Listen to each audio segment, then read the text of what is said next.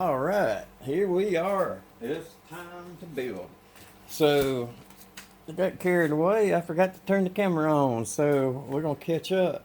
All right, here's the pistons. One's missing. We got a rod cap there. So we've already got one of them stuck in. Haven't slid it down or bolted in yet, cause I forgot. So what I did on this number one piston, I slid the crank journal all the way to the bottom and centered it up very bottom, And a lot of people put little rubber straws over the little rubber pieces over the bolts, but if you do it gently enough, you won't hit the journal. So one thing, when you slide it down, you want to be careful not to knock the rod bearings out. I'll show you the cap on the one that's in there, but it's got that little notch. It holds in pretty firm. What I did, I oiled it.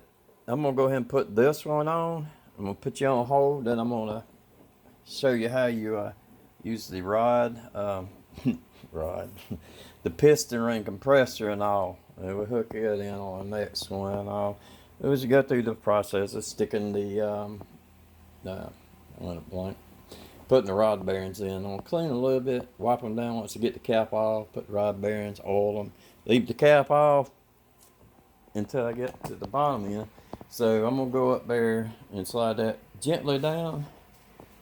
The camera won't go high enough to show right now. I did something, I don't know what the heck I did, but we'll put you back over here and we'll be back in just a moment. All right, here we are. We're back. Let's get number two piston, which the pistons aren't numbered because it's got three different sets of rods made. There's three different sets of rods here. So pistons are new, so they have no wear pattern. So we're gonna check the clocking of the rings, set the gap at different angles. So do that. We're gonna put the rod bearing in first, and then we'll oil the ring.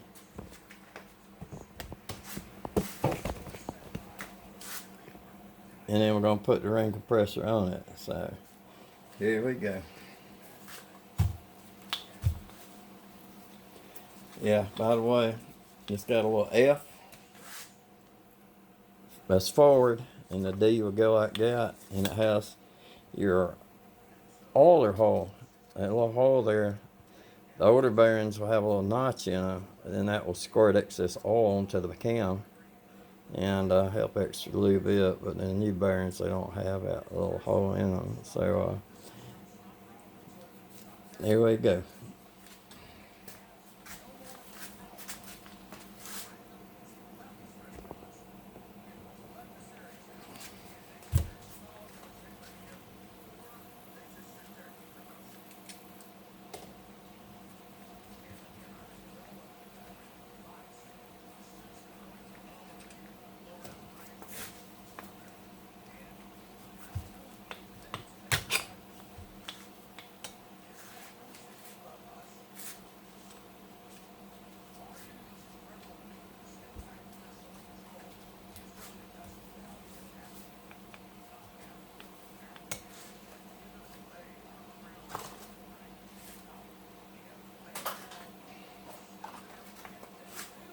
Put it back.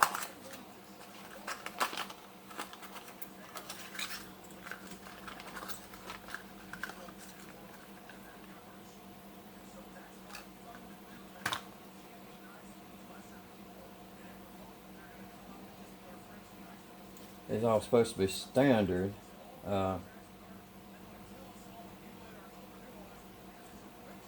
don't see anything on it about being standard. I don't see any oversize on them.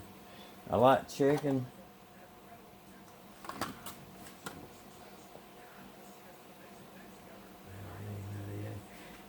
I like to check them, but yeah, they're fitting in here good. So they're all the same. The first one went in good, so we're gonna go ahead and go with it. If the crank lock's down, it means that they were 10 thousandths under or some crap like that. But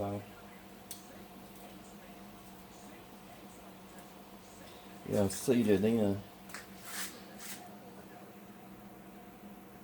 Got it in the knots. Now I'm gonna oil a little bit. Then I'm gonna rub some oil on the piston skirt and pour some oil in the ring and stick it in the ring compressor. Want to leave a little bit of the piston skirt out. That way you get started in your cylinder.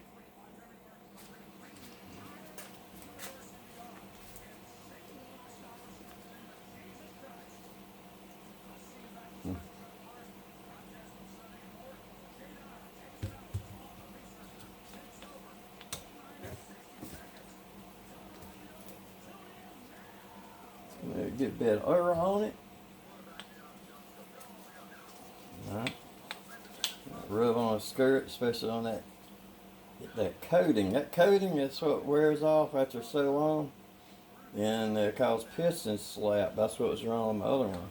You get too much piston slap and too much wear, your skirt breaks. As you can look at my other video of my piston on the wall, that it'll break a piston skirt slap off. Alright, you're getting it's all sucking in real good. So that's it. Let's see if I could do this without screwing something up with the camera.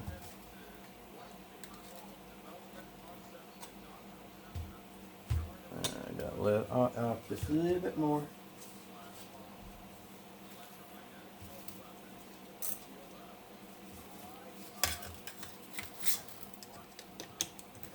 That's you unlock it. You push your thumb, push that down a little bit.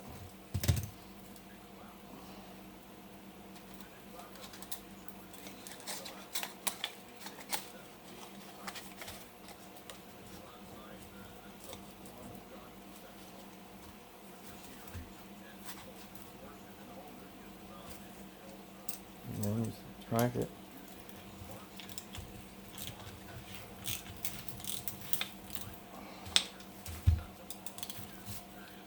Now, I like to kind of wiggle it to make sure it's seated in a little. My extension bar's too dang long. I lost my short one. So, down there, I got these.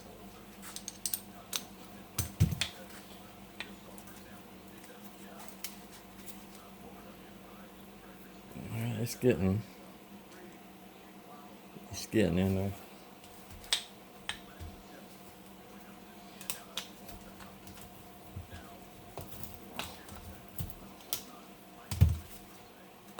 Alright. There you got no gaps. So one thing you'll make sure your bearings got to stay in there. Got it right, it's floating pretty good, got a little oil on them.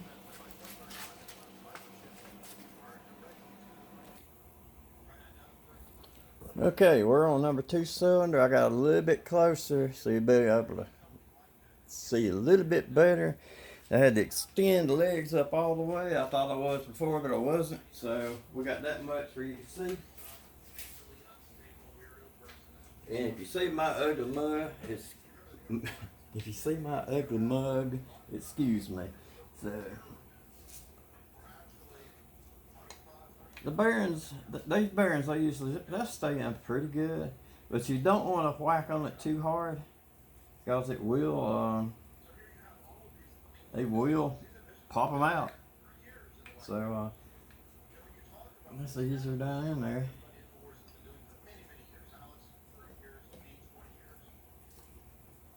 We've got the skirt started. You line your D up. These are D-top pistons anyway. Try to get them about right so that they don't get crossed. So you're gonna have you may get a little bit off, but you could tell. Very, very rare you're lucky and it slides right down and seats right in.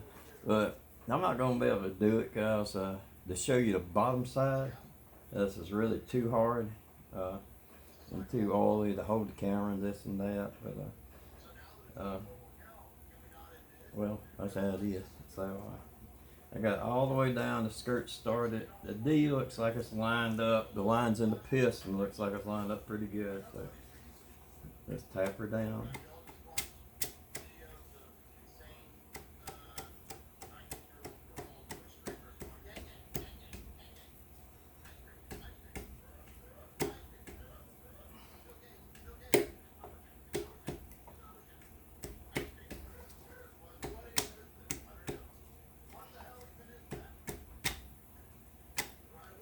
Alright, she started.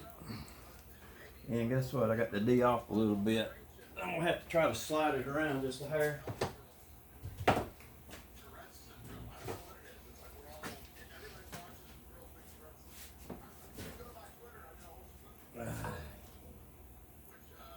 Not that bad there.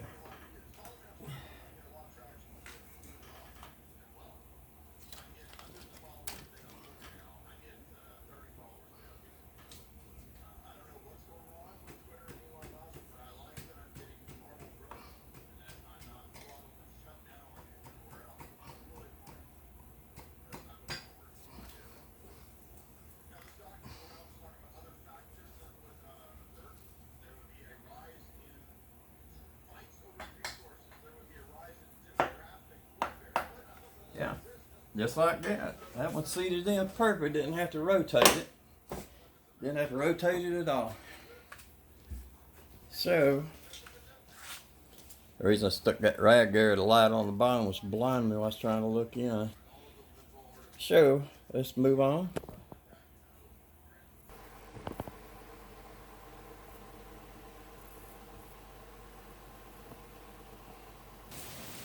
Alright, just like magic. Oh, the pistons are in. Got number 6 back there. There we go. Alright, next stage of this. Well, next stage is going to be putting that main bearing strip back on. It's a main bearing support, mix them all together, and after that it'll be a cylinder head job. So that was the piston installations. Mine is showing you the putting the caps on and the torquing, because it's so hard to do. So alright, it may be a cylinder head install, may not be, it's according to how I feel. So peace out, YouTube.